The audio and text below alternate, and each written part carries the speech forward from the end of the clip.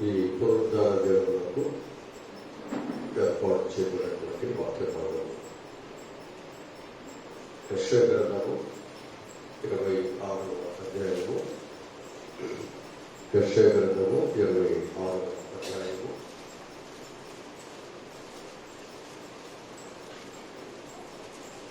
పంతొమ్మిదవ వాక్యాన్ని చదువుకుందాం.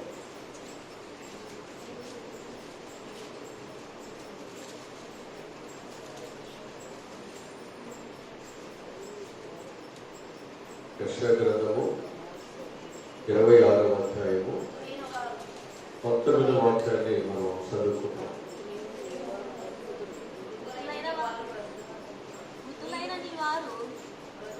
మృతులైన నీ వారు బ్రతుకుదురు,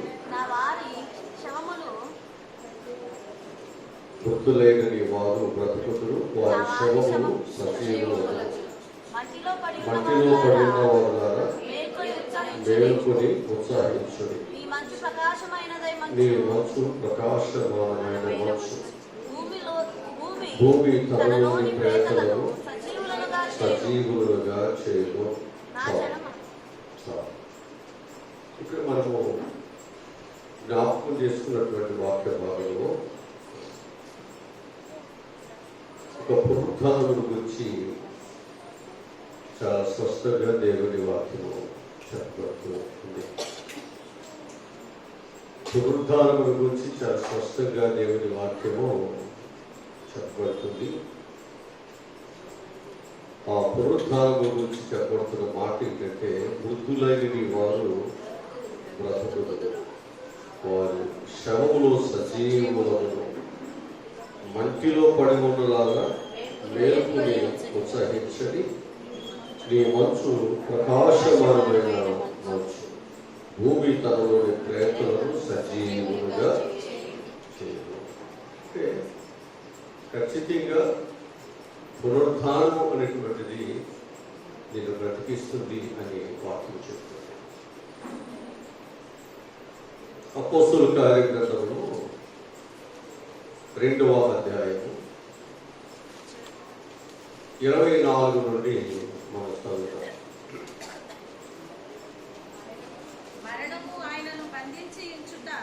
మరణము ఆయనను బంధించి ఉంచుట అసాధ్యము గనుక దేవుడు మరణ వేదనలు తొలగించి ఆయనను మరణము ఆయనని బంధించి ఉంచుట అసాధ్యం. ఇక్కడ మనం జ్ఞాపకం చేసుకుంటే యేసు ప్రభు వారు కూడా చనిపోయినట్లుగా యేసు ప్రభు యొక్క మరణాన్ని ఆపడానికి ఆనాడు ఉన్నటువంటి అధికారులు లేక ఆనాడు ఉన్నటువంటి ప్రభుత్వం యేసు ప్రభు యొక్క పునరుద్ధానాన్ని ఆపడానికి వాళ్ళు చాలా ప్రయత్నాలు చేశారు. కానీ ఏ ప్రయత్నము కూడా ఆయన యొక్క పునరుద్ధానాన్ని ఆపలేకపోయింది. వారు వేసిన ముద్రలు కావచ్చు, వారు అడ్డుపెట్టినటువంటి బండలు కావచ్చు, వారు అక్కడ కావలి ఉన్నటువంటి కావలి వారు భటులు కావచ్చు, ఎవరు కూడా యేసుక్రీస్తు యొక్క పునరుద్ధానాన్ని ఆపలేకపోయారు. అందుకే ఈ పునరుద్ధానము అనేటువంటిది క్రైస్తవ యొక్క జీవితాల్లో చాలా బలాన్ని, చాలా శక్తిని ఇస్తుంది అని చెప్పి నేను జ్ఞాపకం చేస్తున్నాను. ఈ పునరుద్ధానము క్రైస్తవ జీవితానికి గొప్ప ఆశీర్వాదాన్ని ఇస్తుంది, గొప్ప ఆశీర్వాదాన్ని ఇస్తుంది. కాబట్టి ఈ పునరుద్ధానంలో ఉన్నటువంటి కొన్ని ఆశీర్వాదాలు మనము జ్ఞాపకం చేసుకుంటాం. ఒకటి మనం జ్ఞాపకం చేసుకున్నట్లయితే, పునరుద్ధానము మనలను నీతిమంతులుగా చేస్తుంది, తీర్చిదిద్దుతుంది. పునరుద్ధానం ఏం చేస్తుందో మనలను నీతిమంతులుగా మనం తీరుస్తుంది. వాక్యముల నుండి రోమీయులకు రాసిన పత్రిక 4వ అధ్యాయము 25వ వాక్యాన్ని చదువుకుందాం. ఆయన మన అపరాధముల నిమిత్తం అప్పగింపబడి మనము నీతిమంతులుగా తీర్చబడుటకై లేపబడిను. చూసారా, ఆయన ఏం చేశాడట? మన అపరాధముల కొరకు అప్పగించబడ్డాడు. మనం నీతిమంతులుగా తీర్చిదిద్దడానికి ఆయన తిరిగి లేపబడ్డాడు. అంటే ఆయన యొక్క పునరుద్ధానము మనల్ని ఏం చేస్తుంది? నీతిమంతులుగా చేసింది అనే విషయాన్ని మనం మర్చిపోకూడదు. పేతురు రాసిన మొదటి పత్రిక 3వ అధ్యాయము 21వ వాక్యాన్ని చదువుకుందాం. పేతురు రాసిన మొదటి పత్రిక 3వ అధ్యాయము 21వ వాక్యాన్ని చదువుకుందాం. దానికి సాదృశ్యమైన బాప్తిస్మము ఇప్పుడు మిమ్ములను రక్షించుచున్నది. అదేదనగా శరీర మాలిన్యమును తీసివేయట కాదు, కానీ యేసుక్రీస్తు పునరుత్థాన మూలముగా దేవుని విషయం నిర్మలమైన మనస్సాక్షినిచ్చు ప్రత్యుత్తరమే. హల్లెలూయా. అంటే ఒక నిర్మలమైనటువంటి జీవితాన్ని ఇవ్వటానికి యేసుక్రీస్తు వారు ఎవరమాట తిరిగి లేశారు. దానికి సాదృశ్యముగానే మనం కూడా ఏం చేస్తున్నాం? బాప్తిసాన్ని తీసుకుంటున్నాం.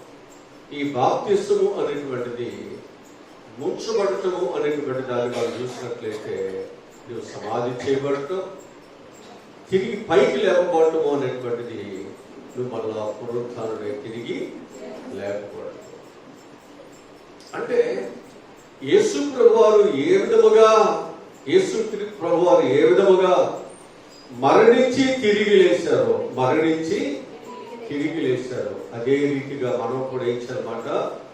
బాప్తిస్మం తీసుకున్న తర్వాత పునరుత్థానులుగా నూతనమైనటువంటి జీవితంతో మనం బ్రతకాలి. వాక్యం చెబుతుంది, కాగా ఎవడైనా క్రీస్తు యేసునందు వాడు నూతన సృష్టి, పాతవి గతించిపోయేను, సమస్తము కొత్తవాయెను. అంటే ఈ బాప్తిస్మం ద్వారా నీవు జీవితము కొత్తగా మార్చబడాలి. అంటే నీ మాట, నీ మనస్సాక్షి, నీ ప్రవర్తన, నీ క్రియలు ఏవైతున్నాయో అవన్నీ మంచిగా మనకి జీవితాలు ఉంచబడాలి. అది మనకు వాక్యం నేర్పిస్తుంది. రోమీయులకు రాసిన పత్రికలో 3వ అధ్యాయము 11వ వాక్యాన్ని మనం చదివితే అక్కడ చెప్పేటువంటి వాక్యం ఏమని మనకు బోధిస్తుంది అంటే, నీతిమంతుడు లేడు, ఒక్కడునూ లేడు, గ్రహించువాడు ఎవడునూ లేడు, అందరూ త్రోవ తప్పి ఏకముగా పనికి మాలిన వారే, మేలు చేయవాడు ఎవరు. ఇక్కడ మనం జ్ఞాపకం చేసుకుంటే ఒక్కడు కూడా మంచివాడు. అందరూ కూడా ఏమైపోయారు? త్రోవ తప్పి, అంటే పనికి వచ్చేవాడు అక్కడ కూడా లేదు. వీళ్ళందరూ కూడా ఏమైపోయారు అనేది మనం చూసినట్లయితే అందరూ కూడా పనికి మానటువంటి స్థితిలో మానవుడి జీవితాలు చూడాలి.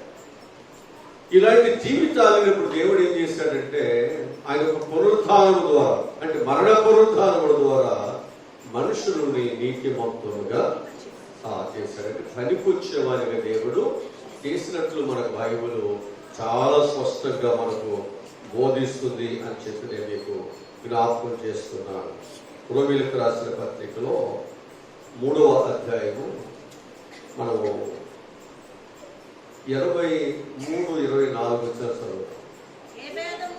ఏ భేదము లేదు, అందరూ పాపం చేసి దేవుడు అనుగ్రహించు మహిమను పొందలేకపోతున్నారు. కాబట్టి నమ్మువారు నమ్మువారు ఆయన కృప చేతనే క్రీస్తు యేసునందలి విమోచనం ద్వారా ఉచితముగా నీతిమంతులని తీర్చబడుచున్నారు. హల్లెలూయా. ఉచితంగా దేవుడు మనకేమిచ్చాడు? ఎలాంటి వారికి ఉచితంగా ఇచ్చాడు? ఉట్టి పనికిమాలిన వారు కూడా. ఈ పనికిమాలినటువంటి మనుషుల కొరకు దేవుడు ఏం చేశాడు? మరణించి తిరిగి లేచి ఈ పునరుద్ధానం ద్వారా ఈ మనుషులకు ఏమిచ్చాడన్నమాట? ఏమిచ్చాడు చెప్తున్నాడు వాక్యము. ఉచితంగా దేవుడు నీతిమంతులుగా ఉన్నటువంటి భాగ్యమును దేవుడు ఇచ్చాడు. అంటే ఈ నీతి అనేటువంటిది ఎవరు మనకిచ్చారు? దేవుడు ఇచ్చాడు. ఎలాగున్నప్పుడు ఇచ్చాడు? మన పనికిమాలుగా ఉన్నప్పుడు, పనికిమాలిన వారుగా అంటే ఎందుకు పనికిరాని వారుగా ఉన్నప్పుడు నేను పనికొచ్చే పాత్రగా ఉండటానికి దేవుడు ఈ నీతిని దేవుడు మనకు అనుగ్రహించారు అనే విషయాన్ని మనం మర్చిపోకూడదు. అందుకే మనం అందరము ఈరోజు ఇక్కడ ఉన్నాం. ఈరోజు మనందరం కూడా దేవుడితో ఈ విధమైనటువంటి సహవాసం చేస్తున్నాం అంటే అది దేవుడు మనకిచ్చిన ఉచితమైన కృప అనేటువంటి దానిని మనం జ్ఞాపకము చేసుకోవాలి. ఇక రెండవదిగా మనకు వచ్చే ఆశీర్వాదం ఏమిటి అనేది మనం చూసినట్లయితే, పునరుత్థానం వలన శిష్యుల యొక్క కన్నులు తెరవబడతాయి. పునరుత్థానం వలన శిష్యుల యొక్క కన్నులు ఏమయ్యాయి? లూకాసు వార్త 24వ అధ్యాయము 30-31 వచ్చిన చదువుతాం. లూకాసు వార్త 24వ అధ్యాయము 30-31 వచ్చిన చదువుతాం. ఆయన వారితో కూడా భోజనములకు కూర్చున్నప్పుడు ఒక రొట్టెను పట్టుకొని స్తోత్రములు చేసి దానిని విరిచి వారికి పంచిపెట్టగా వారి కన్నులు తెరవబడి ఆయనను గుర్తుపట్టి. ఇక్కడ మనం జ్ఞాపకం చేసుకున్నట్లయితే ఈ పునరుద్ధాన దర్శనము ఏం చేసింది? వారి కన్నులను తెరవజేసింది. వారి కన్నులు తెరవబట్టే యేసుక్రీస్తు యొక్క పునరుద్ధాన దర్శనాన్ని వారు చూడగలిగారు. హల్లెలూయా. లేకపోతే వారు పునరుద్ధాన దర్శనాన్ని, ఈ ఆశీర్వాదాన్ని వారు పొందుకునేవారు కాదనమాట. ఈరోజు నీవు నేను ఎవరైనా పాపము అపరాధము ఒకవేళ మనల్ని గుడ్డివారుగా చేస్తే, ప్రభు యొక్క కృపను చూడలేని వారుగా చేస్తే, ప్రభు యొక్క ప్రేమ మన పట్ల వెల్లడిపరుస్తున్నప్పటికీ కూడా దానిని గ్రహింపు లేనటువంటి వారు అందులుగా ఒకవేళ మనం ఉన్నట్లయితే, ఈ పునరుత్థాన బలము మనం ఏం చేసింది అంటే ప్రభు యొక్క దర్శన భాగ్యములను పొందుకునే వారిగా చేసింది. హల్లెలూయా. ఆ దర్శన భాగ్యం మనకు ఎప్పుడైతే వస్తుందో మనకు భయం ఉండదు కదా. ఆ దర్శన భాగ్యం వస్తే మనం చాలా సంతోషిస్తాం, బహుగా ఆనందిస్తాం. అందుకే ఈరోజు ప్రియ దేవుని బిడ్డలారా, దేవుని యొక్క పునరుత్థానము నేను బలపరచాలి. దేవుని యొక్క పునరుత్థానము నీ జీవితంలో నేను ఒంటరి వాడిని, నాకెవరు లేరు అనేటువంటి భయము నుండి మనకు విడుదలను కలుగు చేయాలి. మన జీవితంలో ఎందుకు మనం చూడలేకపోతున్నాం అంటే ప్రభు చెబుతున్నప్పటికీ వాటిని గ్రహించలేకపోవడం, ప్రభుతో ఉన్నప్పటికీ కూడా ప్రభు చెప్తున్న మాటలను బట్టి మనం నడవలేకపోవడం, ప్రభుతో ఉన్నప్పటికీ కూడా వాస్తవమైనటువంటి విషయాలు ప్రభు మనకు బోధిస్తున్నప్పటికీ కూడా వాటిని గ్రహించలేనటువంటి పరిస్థితుల్లో బలహీనతలు మనం ఉంటుందంటే మనం ఏమైపోయామంటే ప్రభు తిరిగి లేశారు అనే విషయాన్ని చెప్పవలసిన మనమే ఎవరో చెప్పితే ఆ వినే స్థితికి వెళ్ళిపోయాం. ఆ పునరుత్థాన దర్శనను మొదట పొందుకోవలసిన వారు తరువాత పొందుకోవలసి వచ్చింది. మొదట బలవంతులుగా ఉండవలసిన వారు తరువాత వారు బలవంతులయ్యారు. అంటే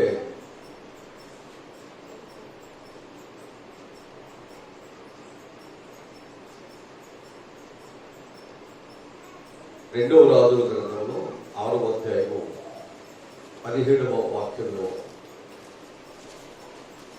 అక్కడ కూడా మనకు ఒక బలహీనమైనటువంటి శిష్యుడు కనిపిస్తాడు.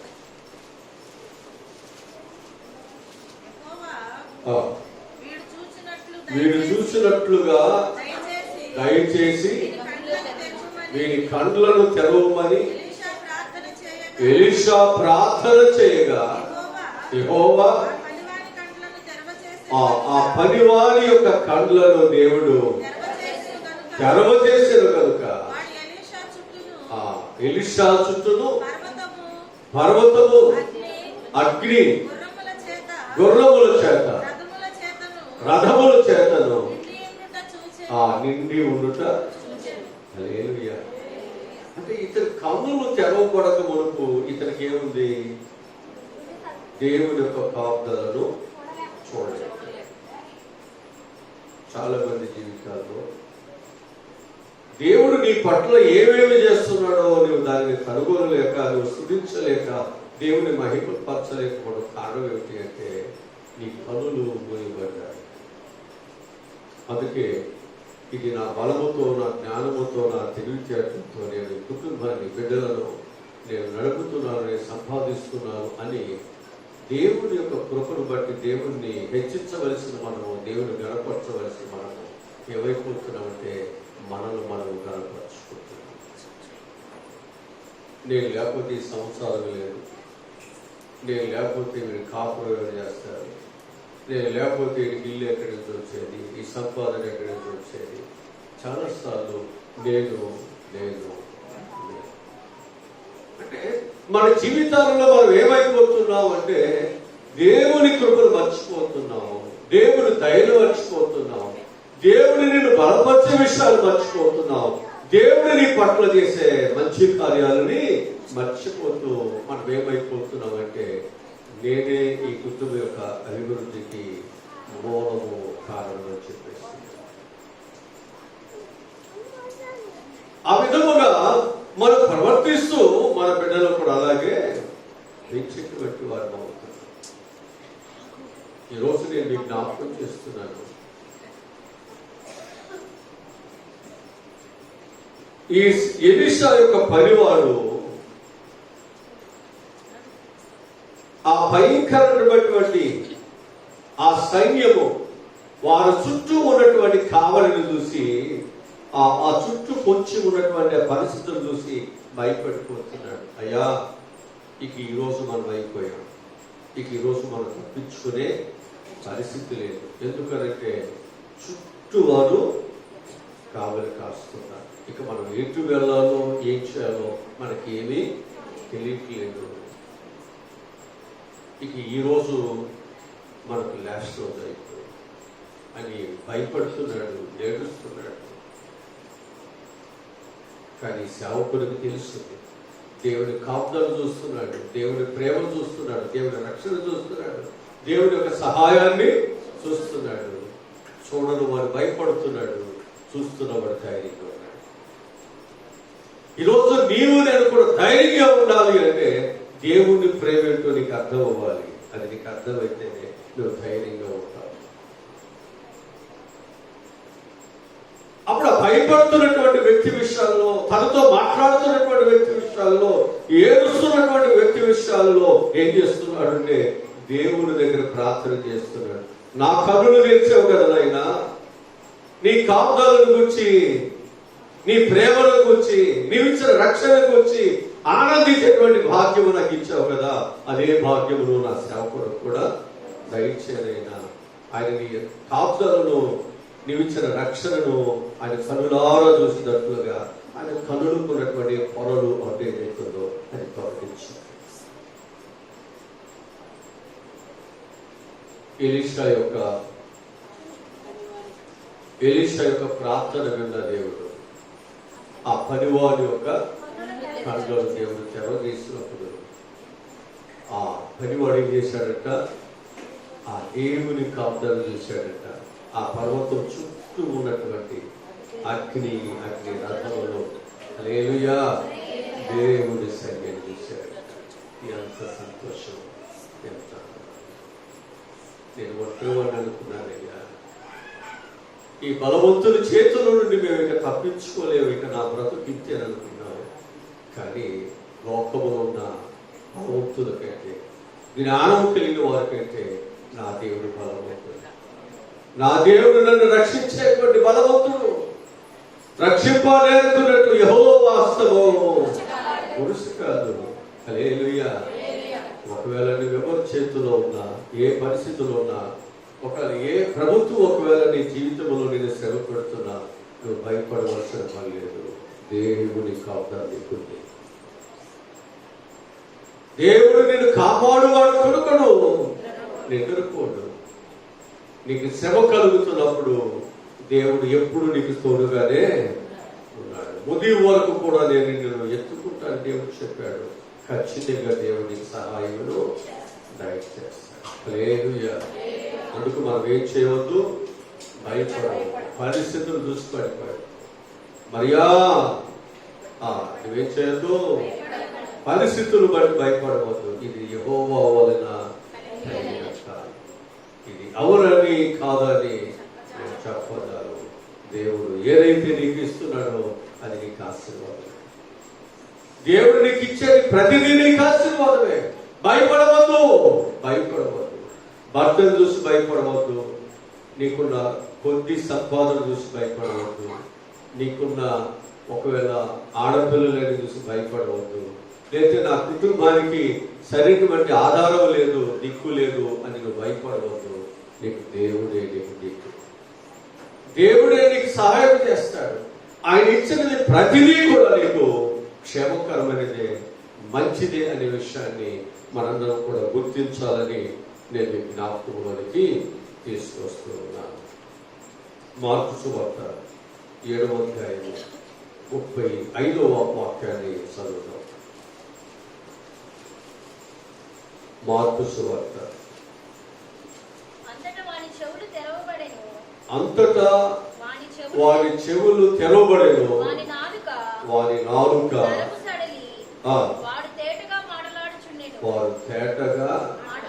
హల్లెలూయా. ఈరోజు దేవుడు కనులు తెరిచినప్పుడు దేవుడు చూస్తాడు. దేవుడు నీ చెవులను దేవుడు తెరవజేసినప్పుడు ఏమవుతావు, నువ్వు దేవుని గురించి చక్కగా మాటలు వింటావు. దేవుడు నీ నోరును దేవుడు ముట్టి, దేవుడు నీ నోటిని తెరవజేసినప్పుడు నువ్వు చక్కగా మాట్లాడతావు. హల్లెలూయా. మంచిగా మాట్లాడతావు, తడబడుతుంటది ఇక్కడ. అంతగా దేవుడి యొక్క దర్శనము, తడబాటు లేనటువంటి గొప్ప కృపను దేవుడిని ఇవ్వబోతున్నాడు. అందుకే ఆయన దర్శనము, పునరుద్ధాన దర్శనము మనకు ఆశీర్వాదమేనా? ఆశీర్వాదం. లేకపోతే వారు బుద్ధివారుగానే ఉండేవారు, భయపడుతూనే ఉండేవారు. దేవుని కాపుదలను, దేవుని ప్రేమను వారు గుర్తించేవారు, చూడగలిగేవారుగా ఉండేవారు కాదే కాదు. కనుక లోకములో ఎన్నో మనలను చుట్టుముడుతూ ఎన్నో భయాలకు, ఎన్నో వాటికి మనం గురి చేస్తున్నాయి. భయపడవద్దు. దేవుడు వీటన్నిటికంటే కాపుదల దేవుడు నీకు ఇస్తున్నాడు. దేవుడి పిల్లలకి ఇస్తున్నాడు. దేవుడి పిల్లలుగా ఎవరైతే దేవుడి దగ్గరికి వస్తున్నారో, విశ్వసిస్తున్నారో వారికి దేవుడు ఎప్పుడు కావాలిగా ఉంటున్నారనే విషయాన్ని నేను జ్ఞాపకం చేస్తున్నాను. ఇక మూడవదిగా మనం జ్ఞాపకం చేసుకున్నట్లయితే స్త్రీలు మరియు శిష్యులలో ఉన్నటువంటి వారికి ఉన్నటువంటి భయాన్ని దేవుడు తీసివేశాడు. దేని ద్వారా? పునరుత్థాన దర్శనం ద్వారా. స్త్రీలకేను అలాగే శిష్యులకు ఉన్నటువంటి భయాన్ని దేవుడు ఏం చేశాడు? తొలగించి వేశాడు. మత్తయి సువార్త 28వ అధ్యాయము 9-10 వచనాలు చదువుతాం. యేసు వారిని ఎదుర్కొని మీకు శుభమని చెప్పాను. ఆయన పాదములను పట్టుకుని ఆయనకు మ్రొక్కగా యేసు భయపడకుడి, భయపడకుడి. మీరు వెళ్ళి ఆ, నా సహోదరులు ఆ, గలిలయకు వెళ్ళవలెననియు, ఆ. వారక్కడ నన్ను చూతురనియు ఆ. వారికి తెలుపుడనెను. హల్లెలూయా. భయపడుతున్నటువంటి స్త్రీలకి దేవుడు ఏమిచ్చాడు? పునరుద్ధాన దర్శనం ఇచ్చి మీరు భయపడవచ్చు. మరి ఇప్పుడు ఏం చేస్తుంది? భయపడిందా? భయపడదు. నీకు మంచి కలిగించడానికే ఈ శుభవచనము. నీకు మంచి కలగడానికే అనేక సంవత్సరములుగా నీవు ఎదురు చూస్తూ ప్రార్థిస్తున్నావే, ఆ కృప దేవుడు నీకు ఇస్తున్నాడు. ఈ రోజు నీకు మంచి కలుగుతుంది. దేవుడి యొక్క మాటకు కానీ నీకు విధేయత కలిగి ఉంటే అది నీకు మంచి చేస్తాడు. నేను ఒక ఆశీర్వాదకరమైనటువంటి జీవితంలోనికి నేను నడిపిస్తూ ఉంటుంది. నువ్వు భయపడవద్దు పరిస్థితులకి. హల్లెలూయా, హల్లెలూయా. కనుక స్త్రీలతో దేవుడు మాట్లాడుతున్నాడు. ఆయన ఒక దర్శనం నుంచి వారి భయము నుండి వీళ్ళు అనుకుంటున్నారు యేసు ప్రభువారిని ఎవరో పట్టుకుపోయారు, యేసు ప్రభువారు ఇక్కడ లేరు. సమాధిలోకి వెళ్ళి చూస్తే ఆయన లేరు, రాయము దొర్లించబడింది, మొత్తం మీద ఎవరు ఎన్ని తీసుకుపోయారు. భయపడుతున్నారు. ఆ భయపడుతున్నటువంటి తరుణములో దేవుడు వారి భయమును ఏం చేశాడు? పటాపంచలు చేశాడు. అది దర్శనం. లేకపోతే వాళ్ళు ఏమనుకునేవాళ్ళు? ఆ దర్శనం లేకపోతే యేసు ప్రభుని ఎవరు అలాగే ఉండేది కదా మనసులో. ఆ దర్శనం ఏం చేసిందంటే వారు అనుకున్నటువంటిది వాస్తవం కాదు. ఆయన సమాధులలో ఉండేవాడు కాదు, ఆయన సజీవుడై లేచినవాడు. ఎందుకు సజీవుడి మృతులను వెతుకుతున్నావు? సజీవుడు సజీవుడే కదా, సజీవుడే కదా దేవుడిని ఆరాధన, సజీవులే కదా దేవుడిని ఆరాధన చేసేది, సజీవుడైన దేవుడిని. అందుకని సజీవుడయ్యాడు కాబట్టి మీరు కూడా ఈ భయముల నుంచి రండి బయటికి. సజీవుడైన దేవుడిని లోకానికి మీరు ఏ దేవుడినైతే చంపారో, ఏ దేవుడినైతే మీరు బంధించాలనుకున్నారో ఆ దేవుడు తిరిగి లేచాడు. నేను ఆ దేవుడు కూర్చే ఆ శిలువ సువార్తను నేను లోకానికి ప్రకటిస్తున్నానని ఒక బలమైనటువంటి సాధనముగా దేవుడు కొరకు ఆయన వాడబడి ఎంతో మందిని శిలువ యొద్దకు నడిపించాడు. పునరుత్థానుడైన దేవుని యొద్దకు నడిపించాడు. హల్లెలూయా, హల్లెలూయా. కనుక నీ జీవితంలో చాలా భయాలు ఉంటాయి కదా. నేను అంటున్నాను, నీ భయము పోవాలంటే ముందు నువ్వేమవ్వాలి? కన్నులు తెరవబడాలి. నీ భయం పోవాలంటే నువ్వేం చేయాలి? దేవుని యొక్క దర్శనం నీకు కావాలి. అప్పుడే నీ భయం పోతుంది. అప్పుడే దేవుని కొరకు నువ్వేం చేస్తావు? కన్న వాటిని గురించి, విన్న వాటిని గురించి దేవుని గొప్ప సువార్తను లోకానికి ఎవరైతే చెప్పొద్దన్నారో వాళ్ళ దగ్గరికి వెళ్ళి సువార్త చెప్తారు. వాళ్ళనే బలపరుస్తావు, వాళ్ళనే దేవుని ఎదుగు నడిపిస్తావు. హల్లెలూయా. అప్పటి వరకు కూడా భయపడినటువంటి వారు ఇప్పుడు ఈ బైబిలన్నిటి నుంచి ఏమైపోయారు? బయటకు వచ్చారు. మనం అనుకోవచ్చు, నేను రక్షణ పొందే, మరి నేను ఇట్లా బ్రతికితే అట్లా బ్రతికితే నాకు డబ్బులు వచ్చాయి, అట్లా వచ్చాయి, నా పిల్లలు నా కుటుంబాన్ని ఇట్లా పోషించుకునేవాడిని. ఇప్పుడు నేను ఒకవేళ రక్షణ పొంది నీతిగా భక్తిగా నేను ఒకవేళ బ్రతికితే నా కుటుంబాన్ని నా పిల్లల్ని నేను ఎలా పోషిస్తాను? నేను ఏ విధముగా ఈ సమాజంలో నేను ఒక మంచిగా నా జీవితము ఉంచబడుతుంది అనేటువంటి భయంతో మనం ఏం చేస్తున్నామంటే మనం వాటిని విడిచిపెట్టలేక దేవుడి బిడ్డగా ఉన్నప్పటికీ కూడా వాటిని మనం ఏం చేస్తున్నాం? కంటిన్యూ చేస్తున్నాం. నీకు లాభకరమైనవేవో, నీకు సౌకర్యకరమైనవేవో, నీ కుటుంబానికి నీ బిడ్డలకు పోషణకరమైనవేవో వాటిలోనే మళ్ళా నీవు బ్రతుకుతున్నావు. ఎందుకంటే అవి విడిచిపెడితే మళ్ళా నా బ్రతుకేమవుతుందని భయం. ఒకవేళ నేను చనిపోతానే భయం, నా బిడ్డలకు సరైనటువంటి స్థితిని నేను అందించలేని నీకు భయం. ఆ భయమే నేను ఏం చేస్తుందంటే దేవుని బిడ్డగా నేను ధైర్యంగా దేనికి తలవంచకుండా, దేనికి దాసుడు కాకుండా బ్రతకలేకుండా చేస్తాను. ప్రతి దానికి నువ్వు దాసుడు అయిపోతున్నావు. కారణం ఏంటి అంటే ఒక భయం నీలో ఉంది. ఆ భయమే కీర్తన 56వ కీర్తన 3వ వచనం చదువుతాం. నాకు భయము సంభవించు దినమున నిన్ను ఆశ్రయించుచున్నాను. హల్లెలూయా. ఎప్పుడు మనం దేవుని ఆశ్రయించేది భయము సంభవించు దినమున అంటే ఏదైనా పేడ పిశాచికలు వస్తే అప్పుడు ఎవరు కావాలి? బైబిల్ ఎక్కడ ఉందా? అప్పుడు తల కిందకు వస్తుంది. నూనె ఎక్కడ ఉందా? అప్పుడు ఉడుగుడు రాసుకుంటాం. అయ్యగారితో ప్రార్థన చేయించుకుని బాగుంటుంది కదా. అంటే మనకు ఏదైనా ఒక భయం కలిగినప్పుడు మనం ఏం చేస్తాం? దేవుడిని ఆశ్రయిస్తాం. ఈరోజు నేను మీకు జ్ఞాపకం చేస్తున్నాను, వారికి అనేకమైన భయములు కలిగాయి. దేవుని దర్శనం వారికి వచ్చింది, వారి భయములన్నీ కలిగిపోయాయి. ప్రభువా నీవైతే నేను మీద భయపడ్డప్పుడు దాన్ని భయపడిపోయాడు. ఇప్పుడు ప్రభు యొక్క దర్శనమును నేనే అని చెప్పగా ఆ దర్శనమును చూసినటువంటి వారు అంటున్నారు, ఇప్పుడు మేము ఈ నీళ్ళ మీద నేను కూడా నడుస్తాను. ఎక్కడిది ధైర్యం? ఎవరిని బట్టి వచ్చింది ధైర్యం? ప్రభు యొక్క దర్శనం బట్టే కదా. నా ప్రభు ఉన్నాడు, నా ప్రభు నాకు సహాయమును చేస్తాడు. నీ జీవితంలో ఆఖరి దశలో గృహలేమి, అనారోగ్యాలు, అనేక శత్రుత్వాలు, అనేకమైన నష్టాలు, ఇబ్బందులు నేను భయానికి గురి చేస్తున్నాయి. అయితే నా ప్రభు ఉన్నాడు, ఈ శ్రమలన్నిటి నుండి నన్ను దేవుని విడిపిస్తాడు అనేటువంటి నీకు ధైర్యం ఉంటే, నీకు ఆ విశ్వాసం ఉంటే నువ్వు ధైర్యంగా ఉంటావు. అంటే విశ్వాసమే నిన్ను ధైర్యవంతులుగా చేస్తుంది. అంతే, నీకు విశ్వాసం ఉంటేనే నీకు ధైర్యం వస్తుంది. అందుకంటాడు కదా, ఈ మండుస్తున్నటువంటి అగ్నిగుణము నుంచి నా దేవుడు నన్ను ధైర్యం ధైర్యం ధైర్యం ధైర్యం ఉంటేనే నువ్వు దేనికి తలవచ్చు, ఎవరికి తలవచ్చు, ఎక్కడ బలహీనుడు కావు, ధైర్యకరంగా. మనం చాలాసార్లు భయపడుతున్నాం. నేను పనికి వెళ్ళకపోతే, నేను అది చేయకపోతే, ఇది చేయకపోతే, అట్లా సంపాదించి ఇట్లా సంపాదించి నా పిల్లలకి నా కుటుంబానికి ఎవరు తీసుకోవాలి? ఏమి భయపడవద్దు.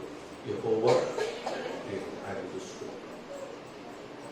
కుటుంబాన్ని ఇచ్చిన వాడు, నువ్వు బహుగా ఫలించాలని ఆశపడుతున్నవాడు ఆయన. నువ్వు కన్నీటితో ఉండాలని ఆశపడేవాడు కాదు, బహుగా ఫలించాలి. నీకు దేవుడు ఉంది, దేవుడు దర్శించాలి. దేవుడు ఖచ్చితంగా నీ జీవితాన్ని దేవుడు ఆస్వాదిస్తాడు. నీ బ్రతుకులు దేవుడు గొప్పగా దేవుడు ఆస్వాదిస్తాడు. అందుకే నువ్వు ఏం చేయాలంటే, నిన్ను ఆశీర్వదించేటువంటి దేవుడి వైపు నువ్వు చూడాలి. దినవెల్లా ప్రార్థించు. హల్లెలూయా. ధైర్యం ఉన్నప్పుడే మనం ప్రార్థన చేయగలరు. ఇక 4వదిగా మనం చూసినట్లయితే, పునరుద్ధానం వలన విశ్వాసకి జయం వస్తుంది. పునరుద్ధానం వలన విశ్వాసం ఏమొస్తుంది? ఏమొస్తుంది? జయం. హల్లెలూయా. దేని ద్వారా వస్తుంది? దేని ద్వారా వస్తుంది? అంతే, పునరుద్ధానం. అంటే ఒక్క మాట చాలయ్యా, నువ్వు నాతో మాట్లాడితే నేను బ్రతుకుతాను. నీ దర్శన విధంగా చూపిస్తా చాలయ్యా, నేను బ్రతుకుతాను. క్రైస్తవ జీవితాల్లో ఏదైనా ఒక ఆధారం అనేది ఉంటే నేను బ్రతుకుతానయ్యా, లేకపోతే బలహీన అయిపోతాను. ఈ బలహీనుడికి బలమేది అంటే ఏదో ఒక ఆధారమే, ఏదో ఒక దర్శనం, ఏదో వాక్యము, ఏదో ఒకటి నీకు చూపిస్తే తప్ప దేవుడు నిన్ను దర్శించాడను రక్షించాడని నమ్మలేవు. దేవుడి పాపములన్నిటి నుంచి నీకు విడుదలను దేవుడు అనుగ్రహించాడని మనం నమ్మలేము. మనం నమ్మాలంటే అక్కడ ఏదో ఒక ప్రూఫ్ కావాలి, ఏదో ఒక దర్శనం అనేది మనకు అక్కడ కావాల్సి. అందుకే ఆ ప్రూఫ్ని, ఆ దర్శనమును ఎవరిచ్చారు? ఇప్పుడు ప్రభు అయిన యేసుక్రీస్తు ఇచ్చాడు. ఎవరికి ఇచ్చాడు? ఎవరికి ఇచ్చాడు? శిష్యులకి ఇచ్చాడు, స్త్రీలకు ఇచ్చాడు, భయపడుతున్న వారందరికీ దేవుడు ఇచ్చాడు. అందుకే భయపడవద్దు. నువ్వు భయపడవద్దు. నువ్వు భయపడి ఏమీ చేయలేవు. ఒక నలుపుని తెలుపు చేయలేవు, ఒక తెలుపుని నలుపు చేయలేవు. నువ్వు భయపడవద్దు, నువ్వు చింతపడవద్దు. నీ చింత, నీ భయములన్నీ ప్రభువే నీకు సహాయం చేస్తాడు. ఆయన నీకు సహాయం చేయవాడు కాబట్టి ఆ సహాయం చేసేటువంటి దేవుని నమ్మి నువ్వేం చేయాలంటే ప్రభు పాదాలు పట్టుకుని ఆయన సహాయం చేసేంత వరకు కూడా ఏం చేయాలి? ఒక అన్యాయమైనటువంటి న్యాయాధిపతి దగ్గరికి, ఒక విధవరాలు న్యాయం కొరకు మాటి మాటికి వెళ్ళి ఏ విధంగా న్యాయాన్ని తీర్చుకుందో మనం కూడా దేవుని అడగాలా లేదా? అడగాలి. మరి మనం అడగాలంటే మనం ఎప్పుడు దేవుని దగ్గరికి రావాలా లేదా? మనం రావాలి. అనేకులు కూడా ఏం చేయాలి? దేవుని వద్దకు రండి అని మనమే చెప్పాలి, మనమే పిలవాలి. మనమే రక్షణ పొందే మనం రాకపోతే ఇంకెవరు వస్తారు? అంతేనా? రక్షణ పొంది మనకే విశ్వాసం లేకపోతే, మనకే భయం అయితే, యేసుక్రీస్తు శిష్యులు అదేగా కలిగింది. ఆ భయంతోనేగా వాళ్ళు ఏమైపోయారు? మన లోకంలోకి వెళ్ళిపోయింది. మళ్ళా చేపలు పట్టేవారు వెళ్ళిపోయింది. ఆ వలలు, ఆ ధోని అవన్నీ విడిచిపెట్టి రండి, నన్ను వెంబడించండి, నేను మనుషులు పట్టు జాలరుగా చేస్తానని చెప్తే మళ్ళీ వాళ్ళు ఏమయ్యారు? తిరిగి మళ్ళీ చేపలు పట్టుకునేవారుగా మళ్ళీ పాత జీవితంలోకి వెళ్ళిపోయారు. భయము నీ జీవితాన్ని పాడు చేస్తుంది, నిన్ను బ్రతికించదు. అందుకంటున్నాడు, భయపడు కానీ పాపం చేయదు. భయపడు కానీ ఏం చేయొద్దు? పాపం చేయదు. కొన్నిసార్లు నీ భయములే నేను పాపం చేస్తుంది. భయములే నిన్ను అనేకమైన వాటికి దాసోహము చేస్తుంది. నాకు సంపాదన లేదు, నా పిల్లలకి అది లేదు, ఇది లేదు, తల్లిగా నా బాధ్యతలు ఉండే, లేకపోతే తండ్రిగా నా బాధ్యతలు ఉండే, నేను ఇవన్నీ చేయకపోతే నాకు ఎలాగో అని మనం ఏమైపోతున్నాం? మార్గములు తగ్గిపోతున్నాం, ఆలోచనలు తగ్గిపోతున్నాం, పరిస్థితులు తగ్గిపోతున్నాం. దేవుడిని తప్పిపోవటానికి కాదు కదా, పనికి మారినటువంటి స్థితిలో ఉండగా దేవుడిని పనికొచ్చే పాత్రగా చేయటానికి దేవుడి యొక్క ఆ పునరుత్థానం ఇచ్చింది. పనికి మారి మనల్ని పనికొచ్చేవారుగా చేయటానికి. హల్లెలూయా, హల్లెలూయా. కనుక ఈ పునరుత్థానము మనిషి యొక్క జీవితానికి ఏమిస్తుంది? విజయాన్ని ఇస్తుంది. కొరింథీయులకు రాసినటువంటి మొదటి పత్రిక 15వ అధ్యాయము 56, 57 వచ్చిన చదువు.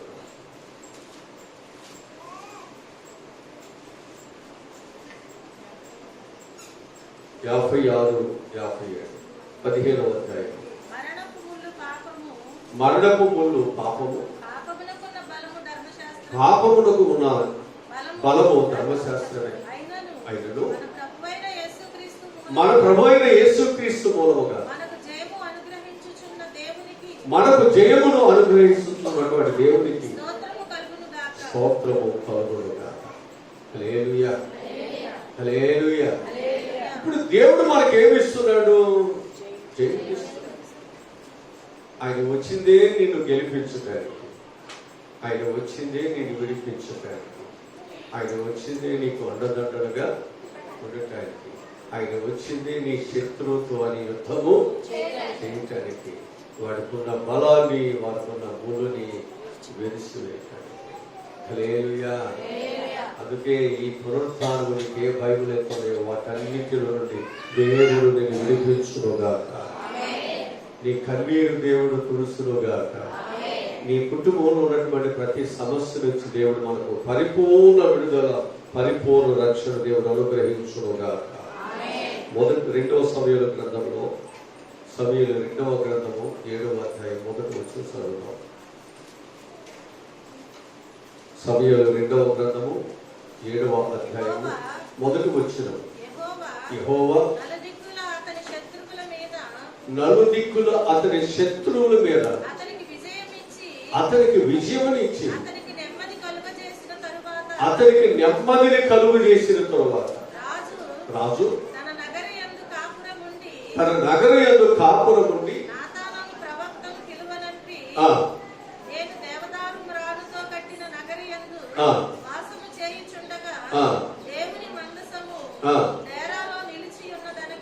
హల్లెలూయా, హల్లెలూయా.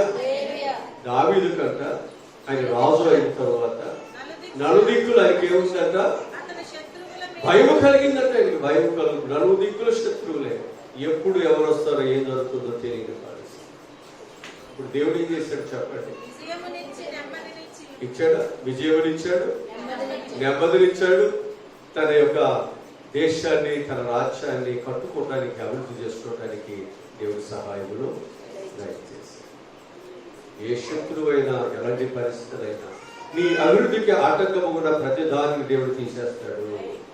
నీ పక్షముగా నిలబడి దేవుడి యుద్ధము, నీ పక్షముగా నిలబడి యుద్ధము చేయడానికి వచ్చాడు. ఆయన ఊరికి మౌనం కొట్టడానికి కాదు వచ్చింది, నిన్ను గెలిపించడానికి వచ్చాడు, నిన్ను తలగా చేయడానికి వచ్చాడు, నిన్ను పైవాలుగా చేయడానికి వచ్చాడు. అనేకులకు ఆశీర్వాదకరమైనటువంటి జీవిత విధానం దేవునికి ఇవ్వడానికి వచ్చాడు. అందుకే దేవుని పిల్లలు ఏం చేయట్లేదు, దేనికి భయపడ. నీవు నేను కూడా దేనికి భయపడకూడదు. దేవుని మనం గెలిపిస్తాడు. అందుకే చివరి వరకు కూడా వారు ఓడిపోవట్లేదు. చివరి వరకు కూడా మేము ఓడిపో, మా ప్రాణం ఉన్నంత వరకు మేము పోరాటము చేస్తాం. అదే విశ్వాసం. ప్రాణం ఉన్నంత వరకు, నేను పేదవాడైనా, నాకు వస్త్రము లేకపోయినా, నా గృహాలు లేకపోయినా, నా కుటుంబంలో ఎన్ని బాధలు ఉన్నా, నేను క్షీణించిపోతున్నా, యువదే కదా, ఎన్ని పోతున్నా నేను ఓడిపోను. నా దేవుడు గొప్పవాడు. ఆ విశ్వాసమే యోబు యొక్క జీవితంలో ఎన్ని బలహీనతలు తట్టుకోగలిగాడు, నిలబడగలిగాడు. తరువాత గొప్ప ఆశీర్వాదాన్ని చూడండి. తట్టుకోండి, నిలబడండి. ప్రభు నీ పక్షాలు ఉన్నాడు. దేవుడు గొప్ప కార్యాలు ఎందుకంటే బలవంతుని సహితం ఎదుట నిలవలేకుండా చేస్తాడు, ఓడిపోయేలా చేస్తాడు. నీకంటే జ్ఞానం కలిగిన వారిని ఎదుట నిలవలేక పారిపోయేటట్టు దేవుడు చేస్తాడు. యుద్ధము హల్లెలూయా, హల్లెలూయా. కనుక పునరుద్ధానం వలన ఎన్ని ఆశీర్వాదాలు ఉన్నాయి? ఒకటి, నీతిమంతులుగా తీర్చబడటము. రెండవది, మన కన్నులు తెరవబడటము. మూడవది, మన భయములన్నీ తొలగిపోవటము. నాలుగవది, మనకు విజయము కలుగుతుంది. విజయం మనకు అనుగ్రహించబడదు. ఇక మనం ఒక మాట చెప్పేసి నా మాట నేను వివరిస్తాను.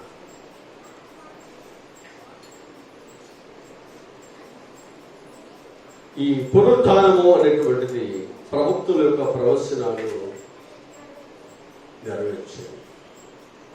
పునరుద్ధానము ప్రవక్తుల యొక్క ప్రవచనాలను నెరవేర్చాయి. మనకు కూడా చాలా ఏమున్నాయి? ప్రవచనాలు ఉన్నాయి. ఈ పునరుద్ధానం ద్వారా దేవుడి యొక్క ప్రవచనం ఎలా నెరవేర్చబడిందో, నీ జీవితంలో కూడా దేవుడి యొక్క పునరుద్ధానం వలన నీ ప్రవచనం కూడా నెరవేర్చబడుతుంది. చెదరిపోయిన వాడు సమకూర్చబడతాడు, పడిపోయిన వాడు వేపబడతాడు కదా. నీ జీవితంలో దేవుడు నేను ధనవంతుడుగా చేస్తాడు. నువ్వు బయటకు వచ్చిన, లోపలికి వచ్చిన జీవించబడతావు. భూమి మీద ఉన్నటువంటి ప్రతి ప్రజల కంటే కూడా గొప్పవారిగా దేవుడు చేస్తాడు. భక్తులు ఒక మాట చూపిస్తాను. కీర్తన గ్రంథం 16వ అధ్యాయం 10వ వచనం చదువుతాం.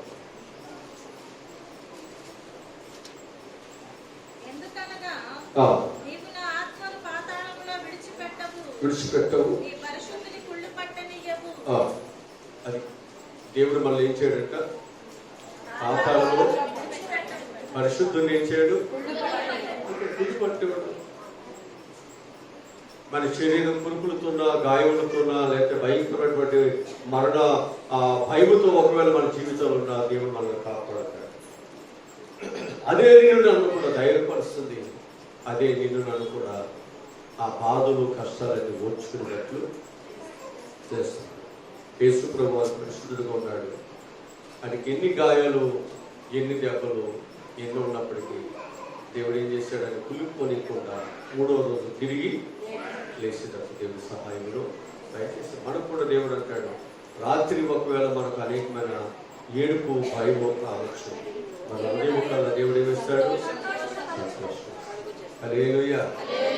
ఒక రాత్రి నీ జీవితంలో భయం ఉండొచ్చు, కన్నీరు ఉండొచ్చు, ఉదయకాల దేవుడి వల్ల సంతోషమే, ఆనందమే దేవునికి. భయపడవద్దు, నీ దేవుడు ఉన్నాడు. నీ ప్రతి బాష్ప బిందువును దేవుడు తుడిచేవాడు. హల్లెలూయా, హల్లెలూయా. మత్తయి సువార్త 5వ అధ్యాయం 15 వచనం చదువు. 5:17. ధర్మశాస్త్రమునైనను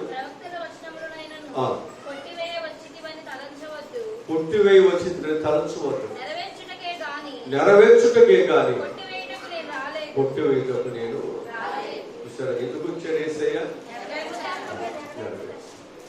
ప్రవచనం ప్రతిదీ నెరవేరుస్తాడు. నీ పక్షాన్ని కూడా దేవుడు ఏం చేస్తున్నాడు? దేవుడు నెరవేరుస్తాడు.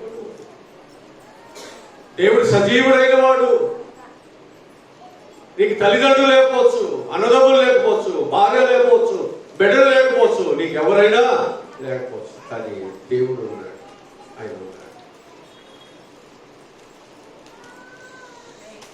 ఆయనని ప్రతి విషయంలో కూడా నీకు ఏం చేస్తున్నాడంటే, నీ పక్షాన్ని దేవుడు ఇచ్చిన ప్రతి మాటనైనా, నా భర్త మాట ఇచ్చాడు చనిపోయాడు, నా పిల్లలు మాట ఇచ్చాడు చనిపోయాడు, ఇవాళ నాకెవరున్నారు అనుకుంటున్నావు.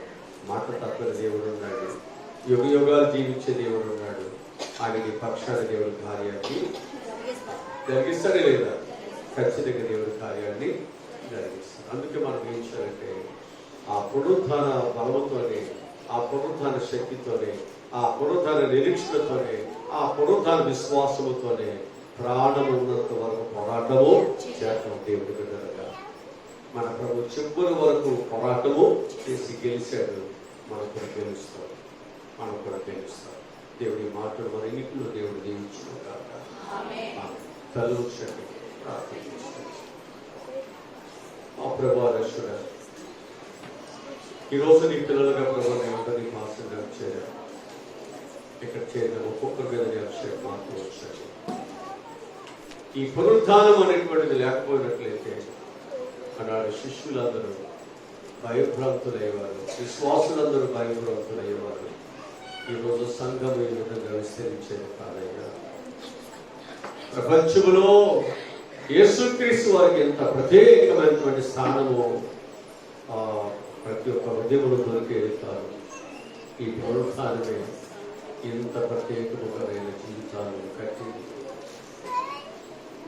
కఠినాత్మలు సైతం మార్చింది, రాక్షసులను మార్చింది, దొంగలను మార్చింది, వ్యభిచారులను మార్చింది, తిరుగుబోతులను మార్చింది, త్రాగుబోతులను మార్చింది, మాట వినటువంటి వారిని మార్చింది. ఈరోజు ఒక పనికి వచ్చే ఒక ఘనమైన పాత్రగా దేవుడు చేయగలరు. ఇదే ఎంత కలిగిన వాళ్ళకి చేయగలరు. ప్రభువా, ఈరోజు నేను ఇచ్చిన ఈ మాట ద్వారా, ఈ పునరుద్ధాన దర్శనం ద్వారా ప్రతి ఒక్కరు కూడా అయినా మేమందరం గొప్ప గొప్ప విజయములతో, గొప్ప గొప్ప ఆనందముతో, సంతోషముతో ప్రభువా మేమందరం కూడా సాగిపోతా సహాయములను గ్రహించాం. యేసు నామములో ఈ మనములు, ఈ ప్రార్థనలు అడిగి పొందుకుని ఉన్నాము తండ్రి.